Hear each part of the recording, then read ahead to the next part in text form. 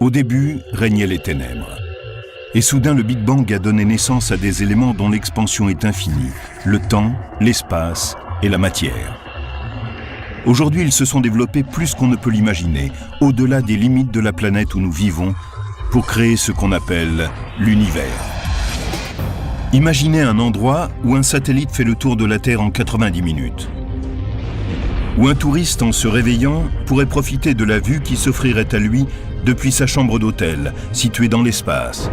Où un éclat de peinture devient une arme capable de percer la paroi d'un vaisseau spatial.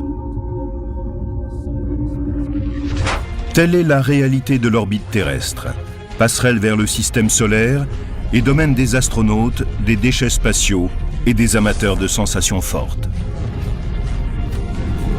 Nous vous emmenons jusqu'aux limites de l'espace terrestre.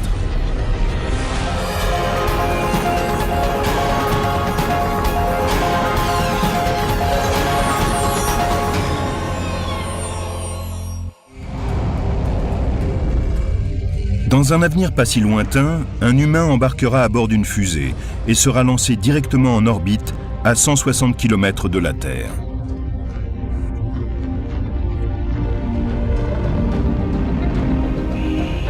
Vêtu d'une combinaison spatiale de haute technologie, il regardera autour de lui à travers une visière recouverte de quartz et jouira d'une vision inégalable. C'est extraordinaire d'être en orbite terrestre basse. Vous regardez vers le haut et vous voyez le noir d'encre de l'espace extérieur. Les étoiles qui brillent même pendant la journée. Vous regardez vers le bas et vous voyez une lumière brumeuse, bleue, l'immense océan qui est juste sous vos pieds. Cet observateur est un scaphandrier de l'espace, un amateur de sensations fortes d'un nouveau type. Il détache son harnais de sécurité, se dresse au bord de l'espace, jette un dernier regard vers l'univers, saute et file à toute vitesse vers la Terre en dessous de lui.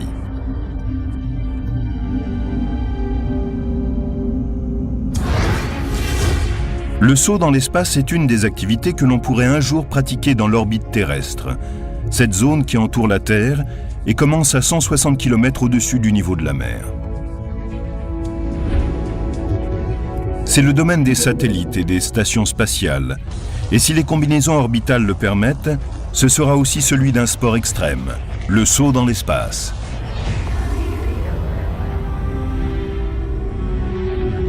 L'orbite terrestre est une fenêtre sur le reste de l'univers. Et peut-être deviendra-t-elle une extension de la Terre.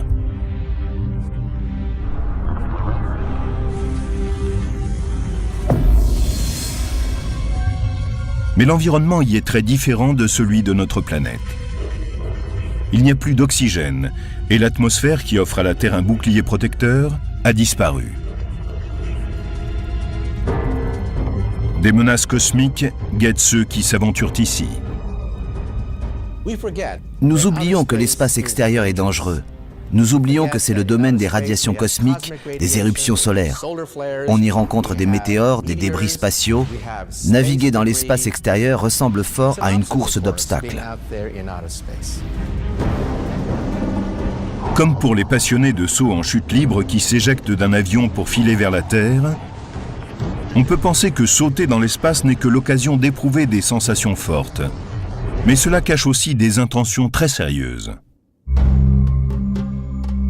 Jonathan Clark, chirurgien dans l'aviation et ancien parachutiste en très haute altitude, est un de ceux qui travaillent sur l'idée de saut dans l'espace, et ce pour des raisons très personnelles. J'ai été affecté à la NASA pour travailler sur des opérations spatiales. Et puis, ma femme était astronaute.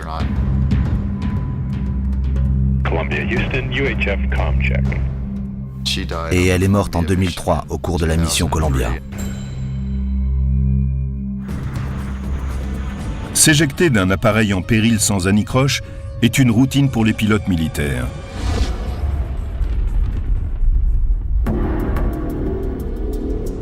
Mais pour les astronautes, en revanche, il n'existe pas de procédure qui leur permettrait de s'éjecter d'un vaisseau spatial en cas de catastrophe. Une fois sur 100 à peu près, il se produit un problème majeur lors du lancement de la fusée. Ou une catastrophe dans l'espace extérieur. La combinaison spatiale d'un parachutiste en chute libre deviendra peut-être une nouvelle tenue de sécurité que les astronautes pourront utiliser au cours de leur mission. Elle sera testée pour la première fois au cours d'un saut de 48 000 mètres. Pour résister à la rentrée dans l'atmosphère, cette combinaison comprend plusieurs points importants. Une combinaison protectrice qui isole le sauteur de son environnement et permet de passer de moins 5 degrés jusqu'à plus 240 lorsqu'il rentre dans l'atmosphère. De petits jets de gaz qui jaillissent de chaque gant pour orienter et diriger le corps en état d'apesanteur. Un système d'oxygène en circuit fermé qui nettoie le dioxyde de carbone et le remet en circulation pendant les 10 minutes du voyage de retour. Un parachute de décélération pour stabiliser le parachutiste quand il se rapproche de la Terre. Et enfin, un parachute traditionnel qui se déploie à 915 mètres pour sécuriser l'atterrissage. Ce sera une expérience spectaculaire. Au cours des 2 premières minutes du saut, le parachutiste atteindra des vitesses de 4000 km/h en chute libre. La résistance atmosphérique élèvera la température de la combinaison spatiale jusqu'à 245 degrés et ralentira la vitesse du parachutiste jusqu'à 195 km/h. Le parachute de décélération s'ouvrira au bout de 7 minutes et lui permettra de ralentir. Enfin, à une altitude de 900 mètres, un parachute conventionnel se déploiera. Et l'homme se posera sur le sol en toute sécurité. Ce sera comme au cinéma. Chris Gilliam est chef costumier à Hollywood. Il dirige la création au sein de la société Orbital Outfitters. Au sein de cette entreprise, il a conçu toute une série de combinaisons spatiales. Sa précision légendaire lui a valu une commande de la NASA pour concevoir une veste spatiale pour femmes. Quand vous regardez de près de vraies combinaisons, vous comprenez qu'il ne s'agit pas simplement d'une tenue blanche avec des accessoires en plastique et un casque en forme de bulle. Il faut penser une combinaison spatiale comme s'il s'agissait d'un vaisseau individuel. Pour mieux protéger le corps, les combinaisons spatiales sont conçues couche par couche. Imaginez le genre de vêtements dont vous auriez besoin pour d'abord traverser un désert aux conditions 2 fois pires que celles qui règnent dans le Sahara, et une seconde plus tard, passer dans un environnement comme celui de l'Arctique. Voilà ce qu'il vous faudrait. Quand on regarde la forme et le mode de fonctionnement de ces combinaisons orbitales, on voit que Gilliam a pensé aux armures médiévales pour concevoir ses créations futuristes. Voici un gant du XIVe siècle. Cette articulation est presque identique à celle du gant d'une combinaison spatiale. Et tous deux ont presque la même forme et accomplissent la même fonction. Il faudra peut-être des années avant que ce type de saut ne devienne une réalité. Mais les amateurs de sensations fortes partent déjà vers les limites de l'espace dans le domaine de l'orbite terrestre. Jusqu'en 2001, le privilège de tourner en orbite autour de la Terre était réservé à une petite élite, des astronautes choisis pour travailler dans l'espace. Mais c'était avant que le tourisme spatial ne devienne une réalité. Beaucoup de gens, quand ils pensent au vol dans l'espace, rêvent d'y aller eux-mêmes. Depuis le tout début, ceux qui réfléchissaient sur les vols spatiaux prévoyaient déjà l'avènement du tourisme spatial. À l'heure actuelle, la société Space Adventures est la seule qui permette d'accomplir ce rêve. Nous sommes la seule société privée de voyages spatiaux. Space Adventures a démarré son activité il y a 10 ans, quand un premier client est parti pour un voyage en très haute altitude à bord d'un avion supersonique russe. Quand il est revenu et qu'il a raconté qu'il avait vu la courbe de la Terre et le ciel sombre par-dessus, j'ai su que notre activité allait pouvoir se développer, que des millions de gens à travers le monde voudraient partir avec nous. En 2001, un milliardaire, l'investisseur Denis Tito, prit contact avec Space Adventures pour organiser un voyage dans l'orbite terrestre. L'ère du tourisme spatial privé était née. Le vol de Denis Tito vers la Station spatiale internationale marquait les débuts du tourisme spatial. Ce fut une immense réussite, pleine de signification. La communauté spatiale qui observait l'aventure trouva cela formidable et applaudit. Une nouvelle ère était née. J'aime l'espace. Space Adventures propose maintenant des voyages vers la Station spatiale internationale pour une somme de 30 millions de dollars. Vous apprenez plein de choses sur la fusée, sur le vaisseau spatial à bord duquel vous allez vous envoler, ainsi que sur la station spatiale. Et vous apprenez comment vivre, manger, travailler et même aller aux toilettes une fois dans l'espace. Pour arriver à la Station spatiale internationale, les touristes de l'espace devront d'abord voyager avec des Russes dans une capsule Soyouz. Elle a navigué avec succès pendant 35 ans. C'est un exploit technologique de vous faire décoller et de vous placer en orbite en moins de 8 minutes. Une fois arrivés à la station spatiale, les touristes de l'espace vivent comme de vrais astronautes. Le confort est très relatif. Donc si vous aimez le camping et n'y voyez aucun inconvénient, vous serez parfaitement bien dans une station spatiale. Si vous avez l'habitude de faire des excursions dans la nature sans le confort d'un toit, alors les équipements du vaisseau spatial vous conviendront. La nourriture est excellente, mais on ne va pas là-bas pour la nourriture. Ce qui est vraiment un plaisir dans l'espace, c'est de flotter en apesanteur, d'apercevoir la Terre, de faire partie de l'avenir de l'exploration spatiale et de pouvoir vivre cette expérience de quitter la planète et de se rendre là où très peu de gens sont déjà allés. On peut admirer 16 couchers et 16 levées de soleil par jour, étant donné la vitesse à laquelle on tourne autour de la Terre. À l'heure actuelle, les voyages dans l'espace sont trop onéreux pour la plupart des gens. Pour vous rendre simplement dans l'orbite terrestre basse, cela vous coûterait près de 20 000 $ par kilo. Autrement dit, vous paieriez votre poids en or. De nombreuses sociétés tentent de concevoir un nouveau vaisseau spatial pour rendre les voyages dans l'espace plus abordables. Ce que je peux vous dire, c'est que cela ne coûtera pas 4 000 $. Cela devrait commencer à 40 millions de dollars. Mais Space Adventures a de grands projets. La société veut élargir ses offres de voyages spatiaux. Un de nos futurs clients marchera dans l'espace pour la première fois. Nous sommes également très excités par l'idée d'un programme de vol autour de la Lune. Nos clients pourraient tourner à une centaine de kilomètres de la surface lunaire. L'idée d'envoyer de simples citoyens dans l'espace a changé la manière d'envisager l'exploration spatiale. Je dirais que nous avons ouvert la voie à toute l'industrie du tourisme. Maintenant, beaucoup de gens ont envie de briser cette frontière et de le faire dans un cadre privé. Nous espérons être considérés dans l'histoire comme ceux qui ont fait démarrer toute l'industrie spatiale. Aller jusqu'aux limites de l'espace est peut-être la partie la plus enthousiasmante de l'aventure spatiale. Mais l'espace est un vaste domaine qui abrite des dangers qui ne ressemblent à rien de ce que nous connaissons sur Terre. L'orbite terrestre qui délimite notre frontière spatiale est généralement divisée en 3 parties. L'orbite terrestre basse est une ceinture de 1770 km de large. Elle est la plus proche de l'atmosphère terrestre. Elle commence à 200 km seulement au-dessus du niveau de la mer. Les orbites terrestres basses offrent des avantages énormes. Et la plus grande partie du programme spatial habité se déroule dans cette zone.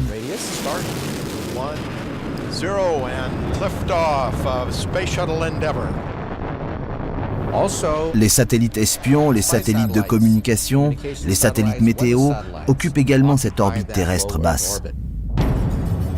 L'orbite terrestre basse est comme une ville grouillant d'activité. Le télescope spatial Hubble et la Station spatiale internationale sont chez eux dans l'orbite terrestre basse. Soyouz et la navette spatiale accomplissent ici leur mission. Les objets et les hommes placés en orbite terrestre basse peuvent faire le tour de la Terre en 90 minutes. 45 minutes du côté ensoleillé de la Terre et 45 minutes du côté à l'ombre. À part quelques voyages vers la Lune, toutes les incursions humaines dans l'espace se sont produites dans l'orbite terrestre basse. Ce qui est essentiel à comprendre, c'est que si vous n'atteignez pas l'orbite terrestre basse, vous ne pouvez aller nulle part. Or, le but de tout vol spatial habité est de se rendre ailleurs. L'orbite terrestre basse est une sorte de porte d'entrée pour ce type d'aventure. Au-dessus de l'orbite terrestre basse se trouve une région appelée orbite moyenne, qui se situe à une distance de la Terre comprise entre 1900 et 22 000 km. De nombreux satellites de communication sont placés en orbite ici, y compris les GPS. Les satellites GPS tournent à environ 19 000 km de la Terre, dans une orbite que nous appelons semi-synchrone. Ils font à peu près 2 fois le tour de la Terre en 12 heures. Les GPS sont placés sur 6 plans orbitaux.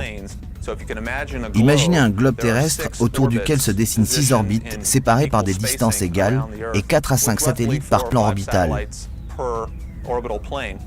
Cela nous permet de couvrir le monde entier.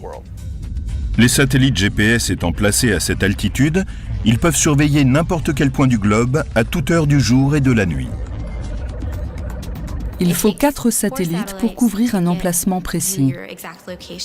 Le premier trace un cercle autour de la zone, le second et le troisième affinent la position, et enfin le quatrième peut dire exactement où vous êtes. C'est aussi dans l'orbite terrestre moyenne que réside la terrible ceinture de radiation de Van Allen. Ces zones de particules énergétiques peuvent entraîner dans un mouvement de spirale destructeur un satellite de 300 millions de dollars ou bombarder un être humain d'une dose de rayons mortels. Elles s'étirent depuis la Terre comme des anneaux de forme allongée. Les satellites sont placés à des altitudes très précises afin d'éviter ces ceintures de particules venues du Soleil, particulièrement destructrices. Encore plus loin, on trouve l'orbite terrestre haute, ou orbite géosynchrone. Si l'orbite basse est une ville très animée, l'orbite haute est un paysage rural. À une altitude située entre 35 000 et 56 000 km au-dessus du niveau de la mer, les satellites survolent la Terre. Ils ont un point de vue incomparable sur n'importe quel endroit, fût-il à une très longue distance. Plus de 2000 satellites résident dans l'orbite terrestre haute. Ces satellites semblent être stationnaires. Ils accomplissent un tour de la Terre toutes les 24 heures. Mais une illusion d'optique nous laisse penser qu'ils sont immobiles dans l'espace extérieur. Pour atteindre l'orbite terrestre, un objet doit d'abord quitter le sol, puis être placé dans l'espace. La fusée ou le vaisseau spatial a donc besoin d'atteindre une vitesse appropriée pour parvenir à la direction et à l'altitude visée. Une vitesse de quelques km/h est trop faible. La force de gravité et la force de résistance de l'atmosphère basse abattraient le vaisseau spatial et le conduiraient à s'écraser au sol. Il faut sortir de la résistance de l'atmosphère basse, dépasser cette zone de turbulence et de friction, filer ensuite dans la bonne direction et accélérer quand on est au-dessus de cette atmosphère sensible. C'est pour une excellente raison que le vaisseau spatial est lancé tout droit et non en angle, comme celui d'un avion. Un lancement spatial typique consiste à filer tout droit dans l'atmosphère pour traverser d'abord sa partie la plus épaisse, puis décrire un arc sur quelques kilomètres et enfin augmenter la vitesse pour aller dans la direction prévue. Pour atteindre l'orbite visée, un vaisseau spatial doit se déplacer à 28 000 km/h et suivre une trajectoire précise depuis le sol jusqu'à l'altitude désirée. À 1 degré près, il peut terminer sur une mauvaise orbite. Après avoir effectué un trajet de 8 minutes et consommé des millions de litres de carburant, le vaisseau est enfin en orbite. Une orbite est un parcours répété autour d'un objet.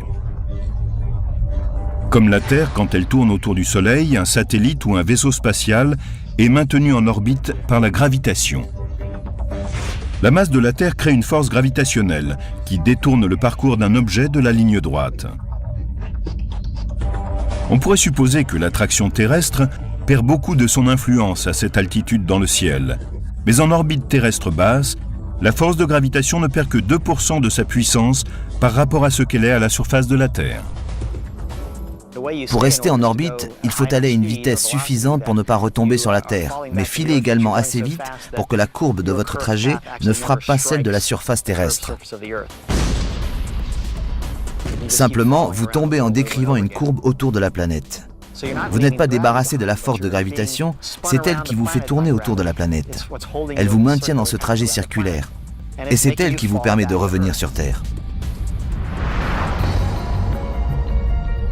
En théorie, un objet peut rester éternellement en orbite, tant qu'il va assez vite pour résister à l'attraction terrestre.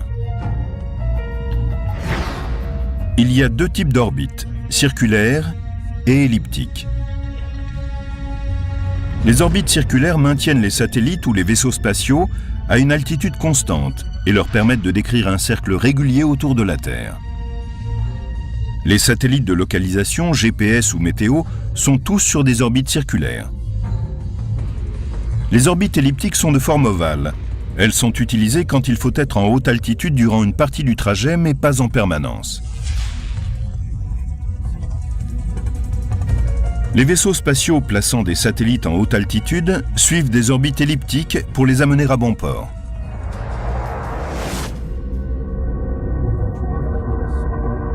Que l'on suive un trajet circulaire ou elliptique, de nombreux dangers se présentent dans l'orbite terrestre. En octobre 2007, la marine américaine dut envoyer un missile de croisière pour abattre un satellite hors d'usage avant qu'il ne rentre dans l'atmosphère. Pourquoi? Parce que le satellite transportait à son bord un matériau dangereux. En s'écrasant au sol, il aurait pu empoisonner des milliers de gens.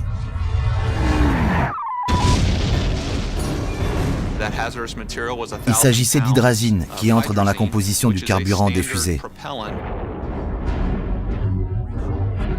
C'est ce qu'on a appelé l'opération Burnfrost.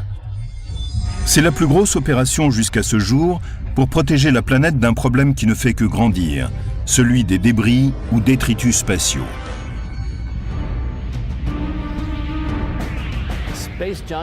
Les détritus spatiaux sont tout ce que l'homme a envoyé dans l'espace et qui ne fonctionne plus. Il y a là-haut des débris qui sont là depuis nos tout débuts dans l'espace.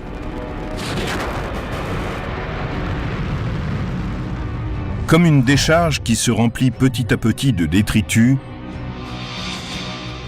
les débris se sont accumulés autour de la Terre depuis le lancement du premier Spoutnik en 1957.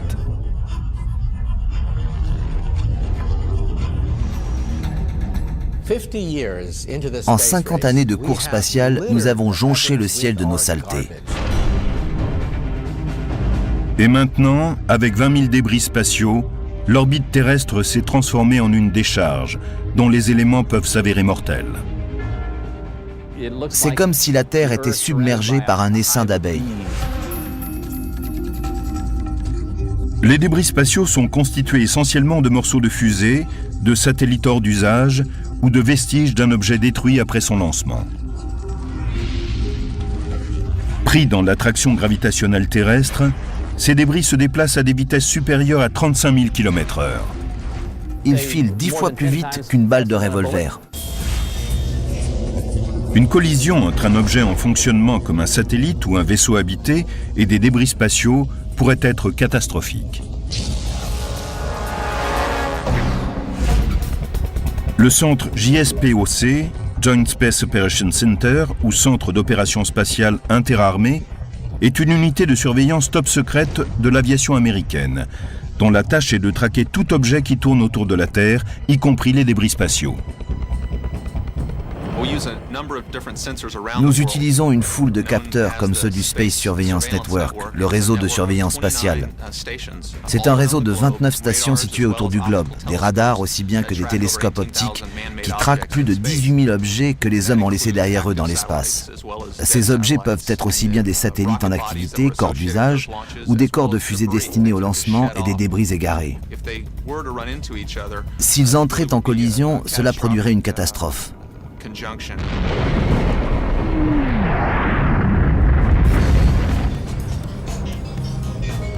Pour être suivi par le JSPOC, le débris doit mesurer au moins 5 cm de large.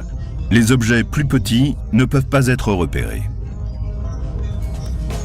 Au cours de la plupart des vols que j'ai effectués à bord d'une navette, nous avons vu apparaître de petits éclats dans les fenêtres de la taille d'une pointe de stylo. C'est dans l'orbite basse de la Terre que l'on rencontre le plus grand nombre de débris. En 2008, une collision intentionnelle entre deux satellites a soulevé l'indignation du monde entier. Et un nuage de débris a menacé l'orbite terrestre basse. Cela ne s'était jamais produit ainsi auparavant. L'orbite terrestre trace une nouvelle frontière pour le tourisme et l'exploration spatiale. Mais le danger guette. Les débris spatiaux sont là et menacent plus que jamais vaisseaux et satellites.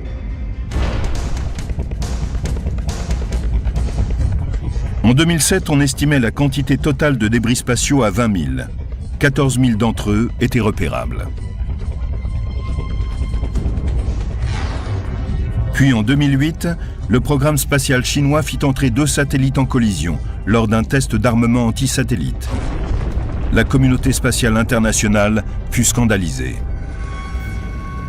Le 10 janvier 2007, le nombre d'objets que nous traquions était inférieur à 14 000.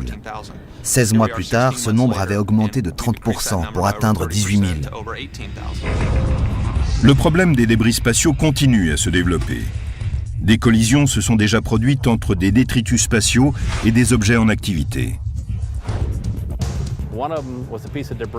C'est ainsi qu'un débris spatial a heurté l'antenne gravitationnelle d'un vaisseau spatial et l'a brisé. Pour éviter de futures collisions, le JSPOC est en contact constant avec la NASA et d'autres organismes spatiaux internationaux. Il les informe lorsqu'un vaisseau spatial ou un satellite court un danger, et celui-ci peut être ainsi déplacé hors de portée du débris spatial. Un peu comme un bateau lorsqu'il aperçoit un danger dans l'eau.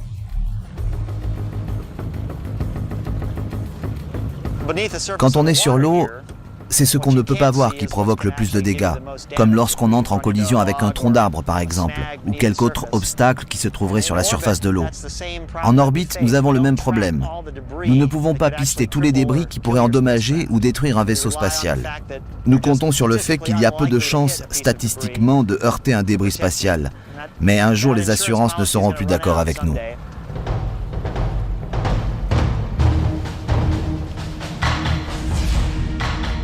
Par chance, il ne s'est jamais produit de collision grave entre un vaisseau habité et des débris spatiaux. Enfin, pour le moment.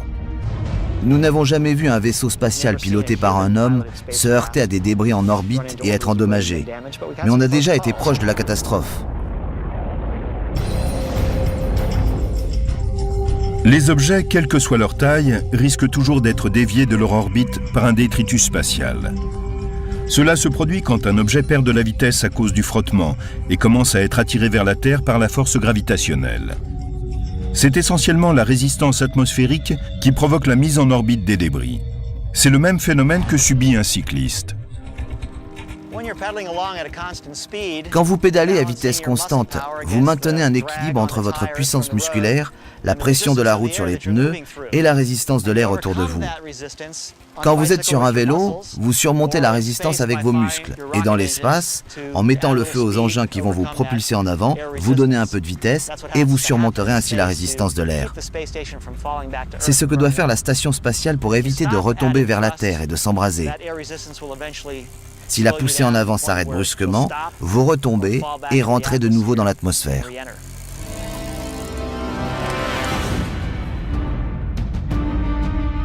Certains morceaux survivent parfois à cette rentrée. Et la taille de ceux qui sont tombés sur Terre est effrayante.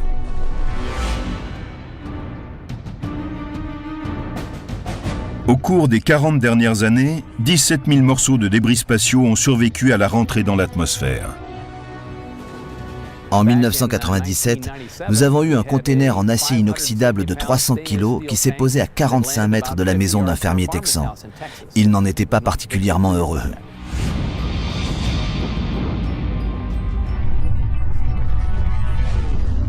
Lorsqu'un morceau de débris survit à la rentrée, il se déplace à une vitesse de 200 km/h avant de toucher le sol.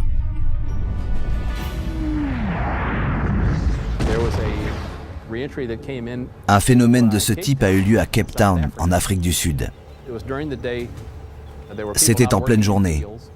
Les gens travaillaient au champ, ils ont regardé vers le ciel et ils ont vu cet objet arriver vers eux. L'Aerospace Corporation, sise à El Segundo, en Californie, est une entreprise qui collecte et étudie les débris spatiaux pour des sociétés militaires et privées. Voici un morceau de ce qui fut autrefois un débris spatial. C'est une partie de l'étage d'une fusée utilisée pour placer en orbite un satellite GPS. Vous pouvez voir ici l'empreinte des fixations qui étaient fondues lorsqu'il est arrivé en bas. Nous avons découpé des échantillons pour essayer de comprendre ce qui s'était passé, quelle chaleur avait été atteinte. Et nous avons utilisé ces informations pour améliorer nos modèles. Il est important de comprendre comment ces morceaux ont supporté la rentrée dans l'atmosphère terrestre pour la construction des futurs vaisseaux et satellites spatiaux. Réparer et réutiliser des éléments essentiels pourrait permettre de réduire notablement les coûts de fabrication. Pourtant, la collecte des débris spatiaux demeure une opération délicate. Les 3/4 de la surface de la Terre sont couverts d'eau. Beaucoup de débris tombent donc dans la mer. Il est très rare que l'on en trouve au sol. On estime que la quantité de débris spatiaux aura doublé en 2050. Mais cela ne fait pas renoncer les entrepreneurs qui continuent à explorer l'orbite terrestre comme un terrain pour leurs futures activités.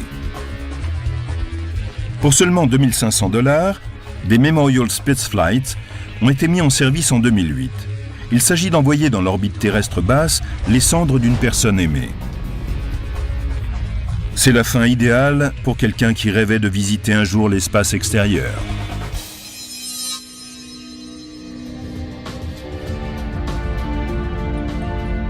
Ce n'est que l'une des nombreuses idées que les entrepreneurs développent pour utiliser l'orbite terrestre. Mais pour mener à bien une entreprise spatiale, il faut obtenir un droit d'occupation permanente.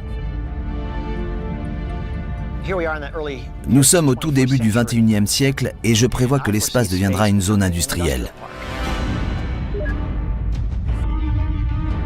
Skylab, Mir et maintenant la Station spatiale internationale ont fourni un terrain pour les expériences spatiales et les habitations à long terme.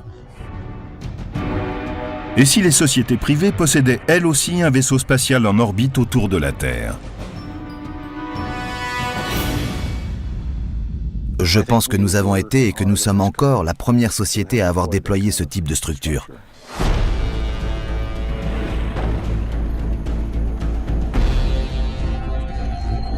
À Las Vegas, Robert Bigelow et son équipe de Bigelow Aerospace créent une nouvelle génération de vaisseaux spatiaux sur un site hautement sécurisé.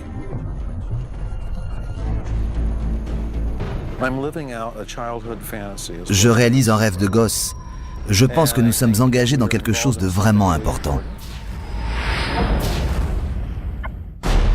L'industrie privée explore aussi les opportunités qu'offrent les limites de notre espace. Bigelow Aerospace développe des modules gonflables, appelés Genesis, destinés à être placés en orbite. Leur technologie s'inspire de celle de la NASA. Je suis tombé sur un article qui parlait d'une technologie sur laquelle travaillait la NASA. Et j'ai pensé, oh mon Dieu, c'est génial. La NASA a développé un module d'habitat gonflable, appelé Transab, qui devait être relié à la station spatiale pour fournir plus d'espace vital. Mais ils n'ont jamais eu les moyens de réaliser ce projet. En fait, après un certain nombre d'années, nous avons acquis auprès de la NASA la licence de ces brevets. Le concept est ingénieux. Les vaisseaux spatiaux Bigelow sont des modules gonflables qui restent pliés dans le nez d'une fusée non habitée au cours de son lancement. Ils triplent ensuite de volume pour atteindre leur taille maximum une fois qu'ils sont placés en orbite. Dans une fusée porteuse, vous avez énormément de place. Comme dans cette bouteille, par exemple. Si vous lancez quelque chose qui peut ensuite tripler de volume, vous pouvez emporter beaucoup de choses. Nous utilisons du gaz comprimé pour lui donner sa taille finale. Le vaisseau gonflable peut être adapté à tout ce dont peut avoir besoin le client. Laboratoire de recherche, atelier de fabrication, espace hôtelier, toutes les activités qui peuvent se loger dans l'orbite terrestre. Nous pouvons accueillir toute une variété de clients et ils ne devront payer que pour la durée précise qui les intéresse. Le vaisseau spatial est composé de matériaux très durables mais flexibles, appelés Soft Good Systems. Vous roulez sans arrêt sur ce type de matériaux. Vous utilisez par exemple des pneus qui sont des systèmes gonflables solides et très fiables. Bigelow n'a aucune inquiétude quant à la fiabilité de ce système de lancement. Les 18 fusées de lancement Dniepr qu'il utilise sont celles auxquelles les Russes se fient pour leurs chargements les plus précieux. À l'heure actuelle, ils ont environ 1100 de ces fusées, dotées de missiles nucléaires. Ce n'est pas la fusée qui pourrait être pour nous source d'échecs. Une fois en orbite, les équipements sont alimentés par 4 panneaux solaires, tout comme la Station spatiale internationale. Le vaisseau spatial Genesis est une nouvelle génération de stations spatiales, et cela pourrait être une nette amélioration pour l'appareil conçu par les organismes officiels.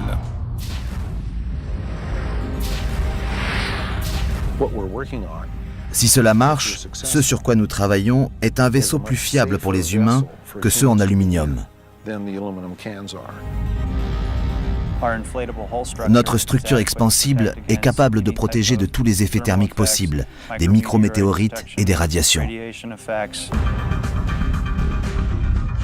Aujourd'hui, Bigelow Aerospace possède 2 vaisseaux privés, Genesis 1 et 2, qui orbitent à 550 km de la Terre.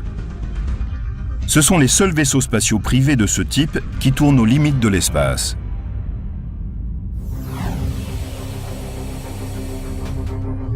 Lancer un vaisseau spatial en orbite autour de la Terre est un premier défi. Choisir l'inclinaison nécessaire à sa mise en orbite en est un autre. L'orientation d'une orbite est simplement la mesure en degrés de l'inclinaison par rapport à une ligne qui passe par l'équateur. Vous pouvez avoir de 0 degré d'inclinaison jusqu'à 90 degrés. Une inclinaison de 0 degré signifie qu'il n'y a aucun angle à partir de l'équateur. C'est ce qu'on appelle une orbite équatoriale. Alors que si vous avez un angle de 90 degrés à partir de l'équateur, c'est une orbite polaire. Les satellites et les vaisseaux spatiaux sont lancés selon différentes inclinaisons en fonction de leur mission, car cela les fait survoler différentes parties de la Terre. Si vous tournez autour de la Terre et de l'équateur, que verrez-vous? Ce qui est juste en dessous de vous est l'équateur, alors choisissez une inclinaison de 56 degrés et cela couvre presque toute la population du globe. Un satellite d'orbite polaire peut apercevoir la Terre entière en quelques rotations orbitales. Tandis que la Terre tourne lentement en dessous, le satellite continue à décrire une courbe au-dessus de nos têtes et peut observer tout le globe en un court laps de temps. Dans une mission d'espionnage ou d'observation, des orbites synchronisées sur celles du Soleil permettent au satellite de passer au-dessus d'un même point chaque jour à la même heure. Il se déplace d'1 degré chaque jour pour rester synchrone avec le Soleil en un endroit donné. Comme il est nécessaire d'être constamment en communication, les satellites géosynchrones sont placés très loin de la Terre et par conséquent des continents entiers sont dans leur champ de vision. Ils suivent la rotation de la Terre et semblent planer dans le ciel. Cette situation en orbite est très utile, parce qu'ainsi on peut constamment rester en contact par radio ou télévision avec un point au sol. L'orbite terrestre est une extension dans l'espace de l'occupation terrestre. Et si ces projets se déroulent bien, l'industrialisation des limites de l'espace se produira dans un futur proche.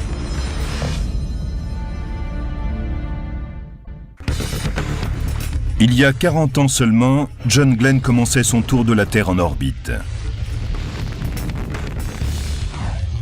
Ce que promettent les 50 ou 100 prochaines années pour l'orbite terrestre est aussi passionnant que le premier pas sur la Lune a pu l'être pour une génération précédente. Bigelow Aerospace a déjà franchi une étape importante en lançant en orbite ses modules Genesis 1 et 2. Mais le futur vaisseau spatial emmènera des touristes privés. Personne n'a jamais fait ça jusqu'à présent.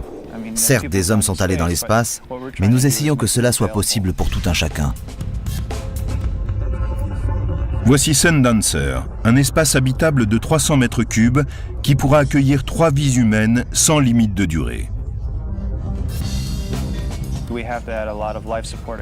Nous devons ajouter un certain nombre d'équipements pour maintenir la vie de 3 personnes dans un environnement viable. Il s'agit de la concentration d'air et du système fournisseur d'oxygène qui doit recycler le CO2 à travers un contrôle rigoureux de la chaleur et de l'humidité. Le vaisseau Sundancer offre plus d'espace que celui dont dispose la Station spatiale internationale. Plusieurs modules pourront être reliés ensemble, comme un jeu de construction pour enfants, pour former des installations plus importantes. La forme choisie dépendra de la fonction et de la mission du vaisseau. Mais comme les pionniers partaient sur les océans à la recherche de nouvelles terres, il s'agit ici de partir pour un territoire inconnu.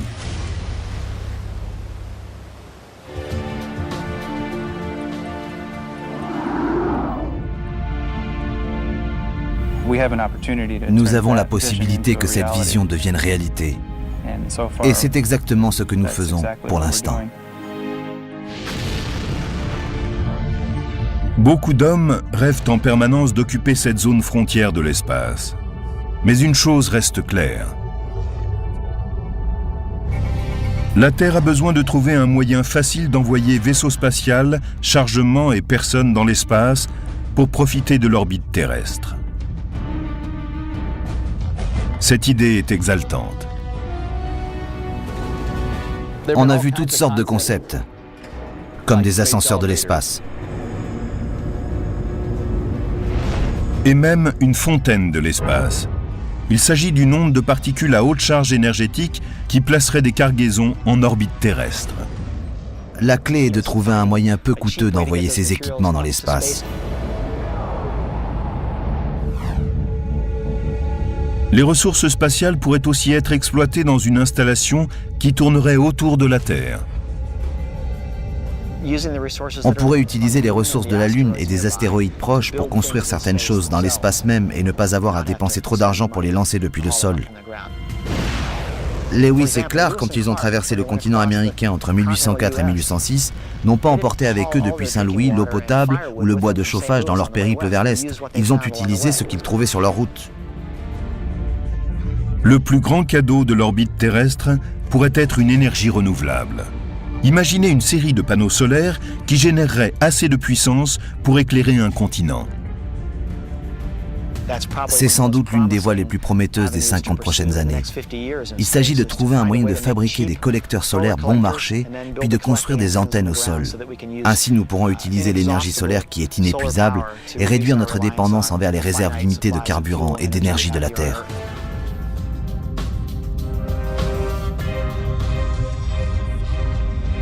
Une chose est certaine, le bord de l'espace est la porte d'entrée vers de futures explorations, une halte vers d'autres destinations dans l'univers.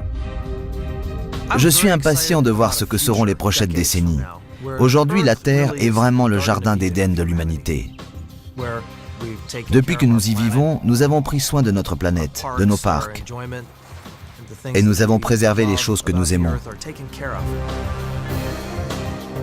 Tout ce que nous faisons en termes de fabrication, d'extraction de matières premières, d'énergie et d'exploitation minière, tout cela peut se faire dans l'espace.